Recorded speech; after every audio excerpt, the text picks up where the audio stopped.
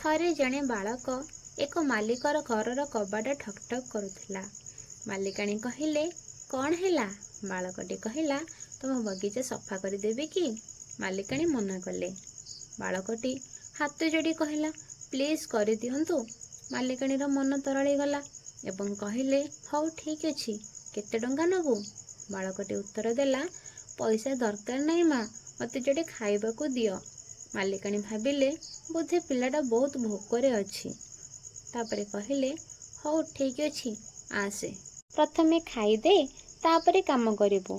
ବାଳକଟି କହିଲା, ନାଇଁ ମା, ପ୍ରଥମେ କାମ କରିବି, ତାପରେ ଖାଇବି। ଘଣ୍ଟେ ପରେ ବାଳକଟି କହିଲା, ମା, ଦେଖନ୍ତୁ ସଫା ଠିକ୍ରେ ହେଇଛି କି ନାହିଁ।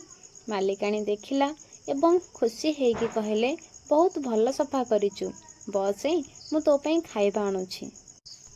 ଖାଇବା ଆଣିବା ପରେ ମାଲିକାଣୀ ଦେଖିଲେ ଯେ ବାଳକଟି ଖାଇବାକୁ ତା ବ୍ୟାଗରେ ରଖିଥିଲା।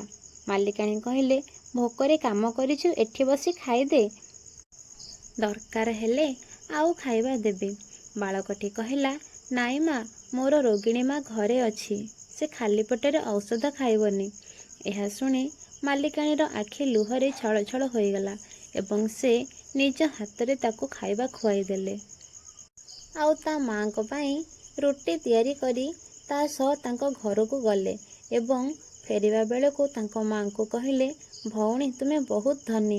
ଯେଉଁ ସମ୍ପତ୍ତି ତମେ ତମ ପୁଅକୁ ଦେଇଛ, ତାହା ଆମ ପିଲାମାନଙ୍କୁ ଆମେ ଦେବାରେ ଅସକ୍ଷମ। ତୁମେ ଧନ୍ୟ ଯେ ତୁମେ ଏପରି ପୁଅ ପାଇଛ। ଯଦି ଆପଣମାନଙ୍କୁ ଏହି କାହାଣୀଟି ଭଲ ଲାଗିଥାଏ, ତେବେ ରାଧେ ରାଧେ ଲେଖିବାକୁ ଭୁଲନ୍ତୁ ନାହିଁ।